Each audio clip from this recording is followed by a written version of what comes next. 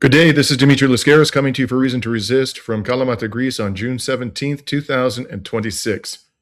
3 days ago, the Trump regime and the Islamic Republic of Iran announced the conclusion of a Memorandum of Understanding to end the war on Iran. The agreement requires that Israel end its military operations in Lebanon and reportedly also requires that Israel withdraw its genocide forces entirely from Lebanese territory. Despite the Memorandum of Understanding, or MOU, Israel continues to commit atrocities in Lebanon, and the Netanyahu regime has explicitly rejected the demand that its troops be withdrawn. As a result, the agreement between the United States and Iran hangs by a thread. Yesterday, Iran's military issued a stark warning to Israel. And today I'm going to discuss the heightened dangers confronting the MOU, the likelihood, I would say, of its collapse. And after that, in this episode, I'll talk to a representative of the SOAS-2. SOAS stands for the School of Oriental and African Studies at the University of London in the United Kingdom, and the SOAS-2 are students facing prosecution by British authorities for their principled solidarity with Palestinian liberation struggle. On March 4th, 2025, one of those students, Sarah, and she's the individual we'll be speaking to later in this episode, she was charged with inviting support for a prescribed organization under Section 12 of the Terrorism Act 2000 of the United Kingdom. In October 2023, online Zionists tagged the Metropolitan Police in a video alleging Sarah gave a speech at SOAS University the same month expressing support for the right of Palestinians to armed resistance against occupation and ethnic cleansing by the Israeli state. Sarah's trial at the Old Bailey in London will resume on Monday of next week. Now, before we get into all of these events, please remember to like and share this video if you find it to be informative. And if you're not already a subscriber to Reason to Resist, we warmly encourage you to become one and help us, please, to expand the reach of our unapologetic resistance journalism. So with that, let's get into it. We begin with a look at the dire threat to the Memorandum of Understanding between Iran and the United States. As I mentioned yesterday, Iran's military issued a stark warning to the genocidal Israeli entity, and here's what it had to say. This came straight from the Central Military Command. Over the past 2 days, after the US president announced the end of the war, the terrorist army of the Zionist regime has violated the ceasefire in southern Lebanon 84 times. And continues its crimes in the killing of the oppressed people of Lebanon. Iran warns, if the child-killing army of the Zionist regime does not end its malicious actions in southern Lebanon, it should await a harsh response from the powerful armed forces of the Islamic Republic of Iran. Now, this is, by any reasonable measure, a threat that the Israelis and the United States should take seriously. After all, it was only 10 days ago or so that Iran attacked Israel with missiles after it bombed Beirut, and it was on the verge of doing so again on Sunday night, and this has been acknowledged by the Trump White House, when Israel bombed Beirut again on Sunday. And it was only last-minute major concessions by Trump which persuaded the Iranians to refrain from attacking Israel.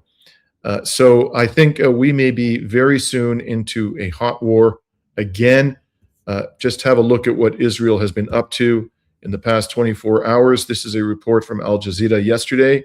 Israeli strikes kill 4 in southern Lebanon amid ceasefire talks. Multiple Israeli strikes, reported Al Jazeera, have killed at least 4 people in southern Lebanon's Nabatea governorate, according to Lebanon's national news agency, despite a ceasefire and a recent understanding between the US and Iran to end the war on all fronts. By the way, I and my colleague Rami were in Nabatea governorate last week, and we did a report there called The Heroes of Nabatea. You want to understand the military situation, the sacrifices being made to resist Israel. I do recommend you watch that report. In any case, Al Jazeera continues stating, Tuesday's killing took place as separate drone attacks targeted 2 vehicles in Meyfadoun. A third vehicle was also targeted in the village of Shukin, the agency said. And today, we have more news from Al Jazeera about Israel's ongoing atrocities in Lebanon. They reported at 5:30 a.m. GMT today that Israeli forces launched air attacks on southern Lebanon. They carried out an airstrike on the outskirts of Kfar Tebnit in the Nabatea district. They launched raids on the town of Nabatea al-Fawqa and shelled the Ali al-Taher heights and the outskirts of the town. And one thing you'll see from our report from Nabatea was that there was relentless bombardment of the city Nabatea and the surrounding area during the several hours that we were there. And Al Jazeera says today that Hezbollah fighters also launched at least 10 rockets towards Israeli forces in the vicinity of Kfar Tebnit. Yes, you can be sure that Hezbollah will continue to attack Israeli forces, and rightfully so, as long as they are occupying the territory of Lebanon and carrying out other acts of violence against the civilian population and continuing to destroy civilian infrastructure. And I also want to point out that even if the Israelis stop firing at the civilians or Hezbollah targets, there's going to be war for the simple reason that they occupy the land, but also Israel has demonstrated through its conduct in Gaza that once they have occupation of the land of others and resistance forces stop firing upon them, they will gradually, in a cowardly manner, expand the scope of the land that they occupy. You've seen this in Gaza, where they established this yellow line. And at that time, at the outset of this fraudulent ceasefire in the last quarter of last year, Israel had a little more than half of the territory of Gaza under physical occupation. And since then, during which time Hamas and other resistance groups have refrained from attacking Israel's genocide forces in the Gaza Strip, Israel has engaged in a creeping expansion of its occupation zone, and now it is in control, reportedly, of as much as 70% of the Gaza Strip. So the resistance in Lebanon understands perfectly well what kinds of dirty tricks this cowardly child-killing army engages in, and they're simply not going to allow them to remain on Lebanese soil. If they remain there, they will be fired upon, as is the right of the resistance, and the only way to bring that war to an end is to withdraw Israel's genocide forces forthwith and to stop all attacks on Lebanon, whether from zones occupied by Israel in the south of Lebanon or from Israeli territory itself. Now, the war criminal Netanyahu just gave a speech in which he declared that Israel's genocide forces will not leave Lebanon. And here's what he had to say. This is in Hebrew, but it is subtitled in English. הקמנו רצועות ביטחון עמוקות סביב מדינת ישראל. עשינו זאת בעזה, בלבנון, בסוריה, שם אגב חיסלנו את כל הנשק של צבא אסד, שהיה חוליה מרכזית בציר הרשע. ואני רוצה להבהיר, אנחנו נשאר ברצועות הביטחון ככל שידרש כדי להגן על המדינה שלנו. כי אחרי ה-7 באוקטובר קבעתי עיקרון פשוט. ישראל לא תאפשר לארגוני טרור לחנות על גבולותינו. לחתור במנהרות טרור לתוך שטחנו. So there you see the war criminal bragging about having established security zones in what he calls security zones in Gaza, Syria, and Lebanon. Everybody in the region knows that what he calls a security zone is ultimately intended to be annexed land, in pursuit of the deranged project of Greater Israel, which has caused so much suffering. So the bottom line is the resistance forces in Lebanon are not going to stand for this, nor should they. Now, to add fuel to the fire, the war criminal, Naftali Bennett, who is, I think, the principal rival of Netanyahu, the one most likely to replace him after the coming elections in September, he declared that if he is elected, he'll be even more aggressive towards Iran than this madman was. And here's what Naftali Bennett had to say. The axis of evil of Iran, I would return to the octopus doctrine that we started in the government under my leadership. On the one hand, to prevent Iran to break out to a nuclear weapon, and on the other hand, to bring to the collapse of the Iranian regime through military and diplomatic and economic tools. All this will happen. The hourglass to topple the Iranian regime will begin once the leadership in Israel is changed. This criminal, by the way, Naftali Bennett, was responsible for the mass slaughter of civilians in Kana, Lebanon, when he was an Israeli commander. I believe this was back in the 80s or 90s. He forces under his command brutally attacked a UN displacement center for refugees in South Lebanon and annihilated in excess of 100 civilians who were seeking refuge there. But he's never paid the price for it. In fact, at one point, this lunatic bragged about how many Arabs he had killed. So you can imagine how Iran is interpreting all of this. This is not conducive to any kind of a lasting peace. I can assure you of that, my friends. And to make matters even worse, demented Donald made some truly unhinged statements yesterday to the media. Have a listen to this. But Israel's fighting Hezbollah too long and too many people are being killed. And you don't have to knock down an apartment house every time you're looking for somebody, because there are a lot of people in those apartment houses, and they're not all Hezbollah, that I can tell you. And I suggested to Israel to let Syria take care of Hezbollah. Because to be honest with you, I think they do a better job of doing it.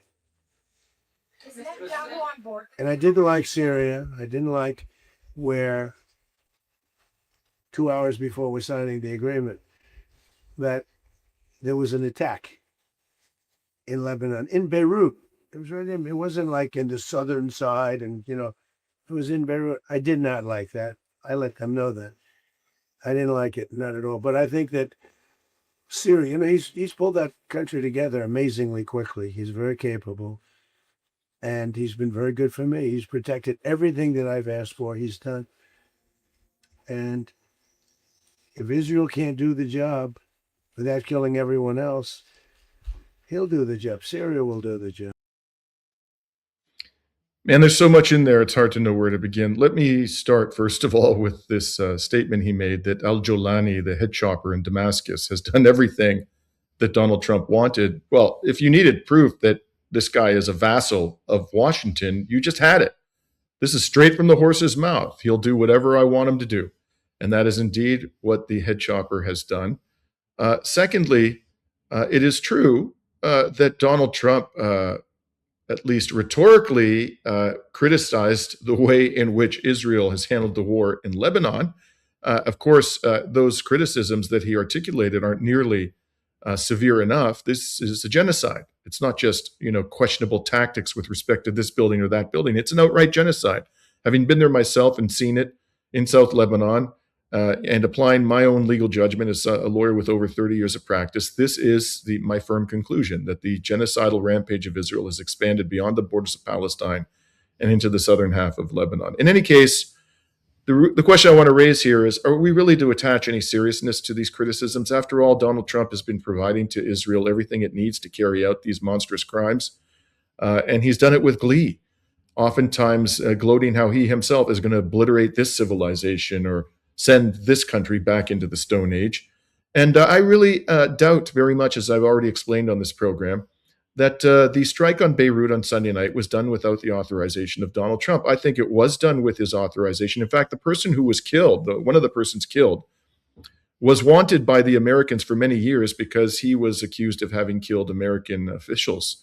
And in fact, he was wanted so badly that Obama tried to have him captured and transferred to the hellhole Guantanamo in Cuba. So the United States had an incentive to kill this man, a very strong incentive. And I think what happened basically, and as I explained on this program previously and on on Jamarl Thomas recently, was that a decision was made on Sunday night at a moment when Iran was on the cusp of approving the MOU and was politically invested in it because they had been justifying this agreement to their people for several days.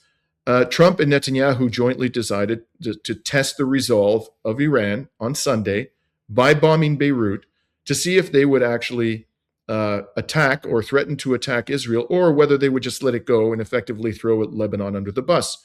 They were trying for 2 months to delink Lebanon from Iran. And I think the Sunday bombing of Beirut was a last-ditch effort to do that. But the Iranians, to their credit, stood their ground and said, no, you are going to pay the price for striking Beirut. This was a red line, and we meant it.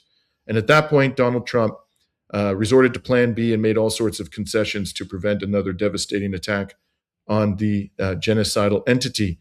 Now, the last thing I want to say about this unhinged speech that he just made yesterday is that if, in fact, Syrians go into Lebanon and replace the withdrawing Israeli forces, and by the way, most of these people are not Syrians. They come from predominantly Muslim countries in Asia and have been trained as murderous mercenaries by probably the CIA and MI6 over a period of years. But in any case, whoever they may be, if these forces in Syria invade Lebanon in violation of international law and start attacking Lebanon, and particularly Hezbollah, that would be the supreme act of bad faith. The agreement with Iran calls for an end to military operations, period, in this area, and peace and a cessation of aggression against Lebanon. So if Trump simply replaces one proxy army with another proxy army, he is unquestionably violating in the most egregious manner the spirit of the Memorandum of Understanding, if not the letter of the MOU. We'll have to see exactly what language it uses, but at a bare minimum, this would be a violation of the spirit of this MOU, which is intended to end wars on all fronts. I repeat, all fronts, and that explicitly includes Lebanon. So this, again, we see how this man is acting like a two-faced, perfidious cheat, and this talk about his proxy in Syria sending terrorist forces into Lebanon should be taken very seriously, because as our colleague, the fine independent journalist Vanessa Beeley reported over the last couple of days, the Jilani strike force deployment contradicts statements that Lebanese sovereignty will be respected by Damascus. The military buildup along this Lebanese-Syrian border contradicts the statements from Jilani and appears to align with the claims by Trump that Syria is preparing to intervene. According to the on-the-ground evidence, there is no longer what might be described as a routine deployment. There is evidence of a radical restructuring of the strike force on the border led by the HTS, Al-Qaeda, 70th and 84th Divisions. So this is a possibility that is real, and I am highly confident that if those terrorists invade Lebanon in violation of international law, not only will they be doing so at the behest of Donald Trump, the direction of Donald Trump, and probably they're also being armed by the United States, quite possibly Britain and Israel as well. If all of that happens, then this deal is dead as a doornail. I don't believe for one second that the Iranian leadership is going to tolerate this act of treachery, and we'll be back into a hot war in no time. And this could, in fact, result in a worse situation than we found ourselves in previously, because now we would have Syria embroiled in this war. And that is the last thing we need. Donald Trump should be thinking very, very carefully about any further provocations, because the media is reporting that the Strategic Petroleum Reserve nears a historic low. As the Strait of Hormuz is set to open, the U.S. government released an extra 8.9 million barrels of oil to mitigate the effects of the war. The current level of reserves sits approximately at 340 million barrels, the lowest since 1983, the Reagan era, when the stockpile was first being filled for the first time. Also, there's this report that U.S. intel assesses that Iran can shut down the Strait of Hormuz at will from now on. I can assure you that's true, having been there myself in the Strait of Hormuz in March. And, I want to say finally, before we turn to our guest from SOAS, that even if none of this results in a resumption of the hot war in the days ahead, the simple statements being made by these people, by Trump, by Netanyahu, by Naftali Bennett, and the response of the Iranian leadership will be enough to keep the Strait of Hormuz effectively closed or largely closed for the foreseeable future, because the shipping companies and the insurance companies are going to look at this and say, given what's going on the ground in Lebanon and the response of Iran to it, and also the developments in Syria, there could be an explosion of a hot war at any time, any minute, any day.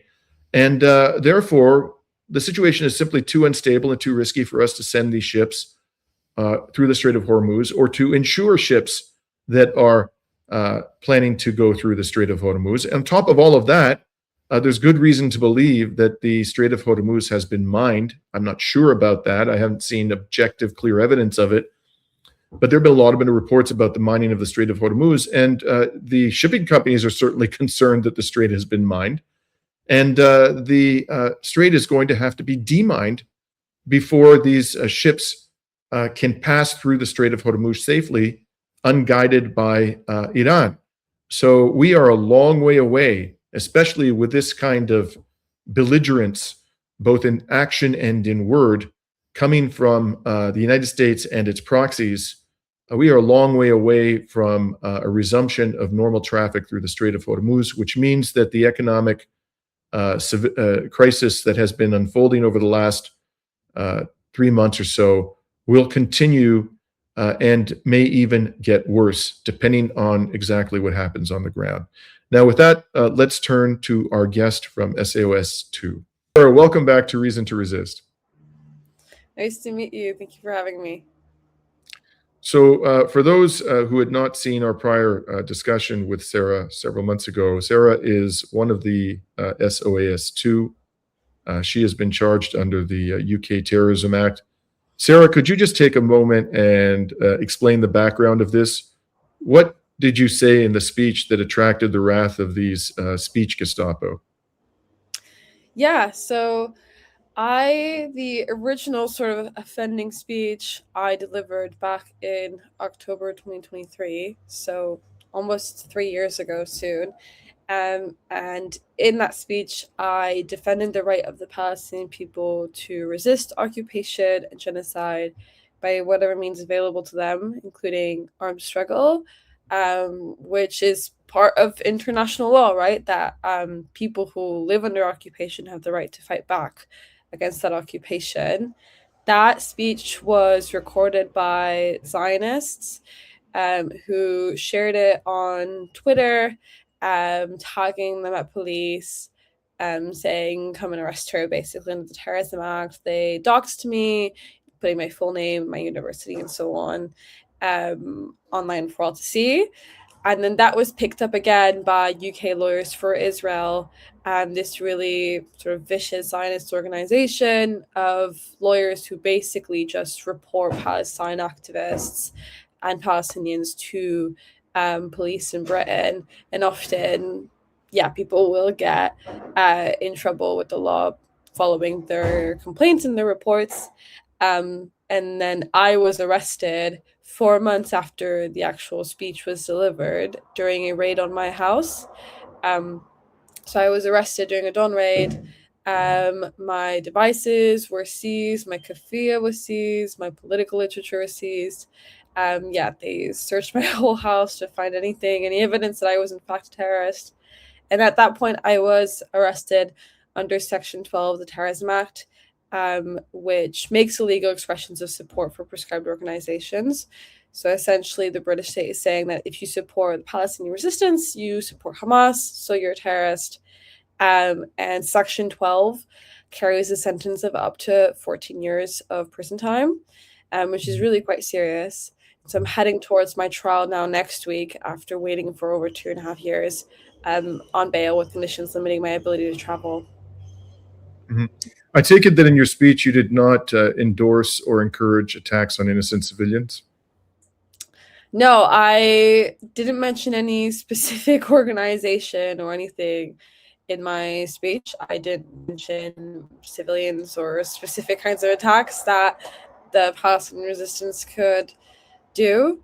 I make a point of speaking in matters of principles and matters of rights, because the reality is that as a socialist, as an anti-imperialist who lives in imperialist Britain, I have nothing to say to the Palestinians about the way they wage their struggle, about the tactics they decided to choose, about the organizations which make up the Palestinian resistance.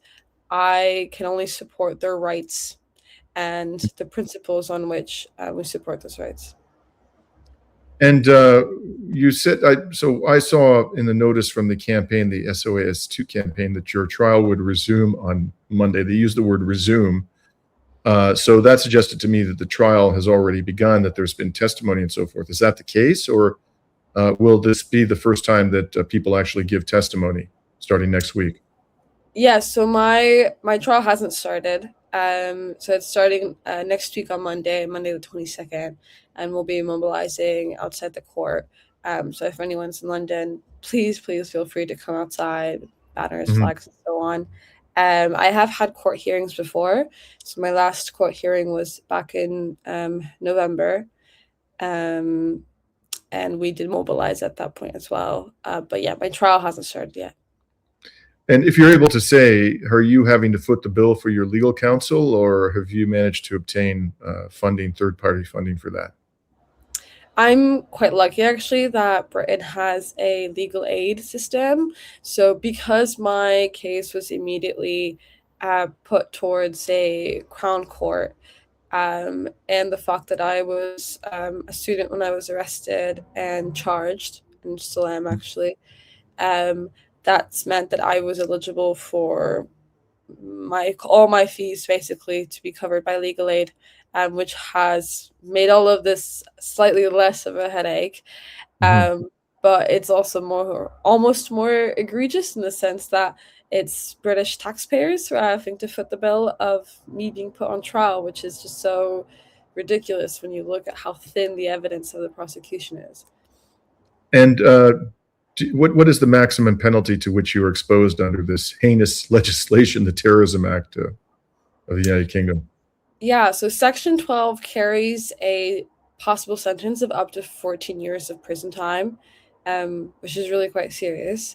It's unlikely that I will be given 14 years of prison time, and actually, other activists sort of around the country who've been arrested under Section 12 and already had their trials, none of them have been found guilty under Section 12 of the Terrorism Act. The state has been unable to actually put these people away in prison, and juries, by and large, have either not been able to decide, so they've had hung juries, or they've acquitted these people, which is a really sort of encouraging and positive move for us, and shows that actually people stand with Palestine, and not just that, they stand with the Palestinian resistance. Indeed. And lastly, Sarah, what's the status of the government persecution of your colleague from SOAS2, the other half of the SOAS? Yeah, so obviously it's not just me, we're the SOAS too. The other comrade was arrested back when I was being charged under the same act, basically for the same thing, for a nearly identical speech. And they're still sort of not sure what's going on. So they're still under investigation. They're no longer on bail. But essentially what the police is trying to do is use me as a test case to see what they can get away with afterwards, and decide on whether they want to charge the other comrade or even charge other people who've been arrested under the same legislation, which is, a really horrific way of going about things, is trying to test and see what you can get away with one person before deciding to charge. So definitely, if they decide to then charge the other comrade, depending on the outcome of my trial, we'll definitely go after them and say this is an abusive process. If you thought you could, if someone was a danger to society, they had really committed a crime, it was your responsibility to charge them as soon as you could, instead of waiting to see if you could actually apply the law, but depending on the outcome of other cases. Right. And finally, I just want to share with you and our audience this information, because the allegation against you, in essence, is that you support a terrorist group. Here is the latest update from the Palestinian Ministry of Health in Gaza. Within the past 24 hours, 5 more individuals were murdered by Israel, 8 injuries arrived.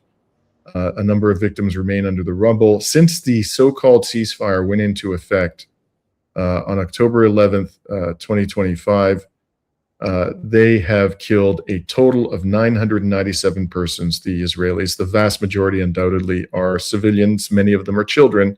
So almost 1,000 people killed, total injuries over 3,100. And the toll of the Israeli rampage, genocidal rampage, has risen. This is just the official number, obviously, Sarah, Yeah. Who knows how much higher this actually is? It's now surpassed 73,000 dead and over 173,000 injured. That is well over 10% of the population of Gaza. I think it's approaching 15-20% of the population of Gaza has been killed or wounded in this genocidal rampage. And that is undoubtedly a vast undercount. So my message here, and I hope somebody out there in the British halls of power is listening, you are the terrorists and you support the terrorists. And it is an abomination that you are applying these criminal laws, these really Nazi laws, to people who are standing up bravely in opposition to a genocide. Any final thoughts you'd like to add to my tirade, Sarah? Yeah, well, I'll just add that, the only way we can really defend ourselves in the face of these attacks is not just by having a good defense inside the court, but it's by doing these interviews and writing about our cases and mobilizing and protesting. And we have to make these sort of public defense campaigns, political public defense campaigns, and to show and expose, what states are doing and how they're continuing to fund to protect Zionism day in and day out. And that has to be the sort of basis on which we restep our efforts, basically in support of the Palestinian people against continued war in the Middle East, because this issue is not going away. Palestine is an open wound in the imperialist system, and it's our responsibility to keep on fighting till Palestine is free. Well said. So anybody out there in Britain, particularly in the London area, if you can show up at the Old Bailey on Monday morning in solidarity with Sarah, please do so. Sarah, thank you very much for joining us again today on Reason to Resist. Thank you so much for having me.